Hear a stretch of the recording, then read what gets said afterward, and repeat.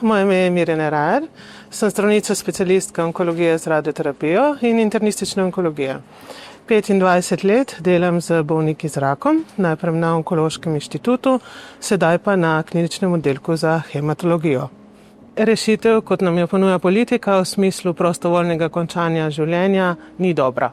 Prvič, če pogledamo same paciente, bolnike, v 25 letih sem se srečala z vsemi možnimi načini trpljenja, smrtjo in tako naprej.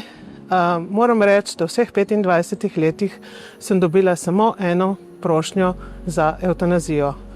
Torej, četrt stoletja ena prošnja. Vsi ostali so na koncu, oziroma večina, lahko rečemo, se jih na koncu bori. Bori se za življenje, tudi če trpijo, bori se za preživetje, bori se z rakom. Ljudje se borijo, tudi naš izrek pravi borba s to zahrbtno boleznijo. Kaj pa mi lahko naredimo kot zdravniki? Mi kot zdravniki jim lahko zelo veliko pomagamo. Pomagamo jim lahko z lajšanjem večine težav, tako uspešno lajšamo tako bolečine, kot težko dihanje, kot druge težave, ki se pojavijo. In nekaj, kar smo morda malo pozabili, pa bi morali to povedati, je, da obstaja tudi tako imenovana paliativna sedacija. O tem se je govorilo premalo pred prvim predlogom in tudi premalo se govori sedaj. Kaj je paliativna sedacija?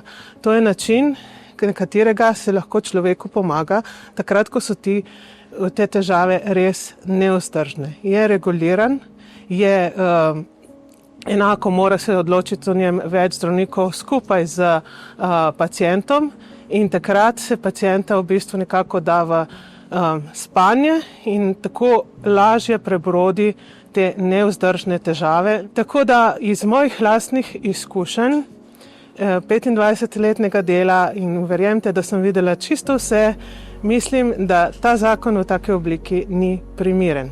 Naslednje, kar je, smo pa mi zdravniki.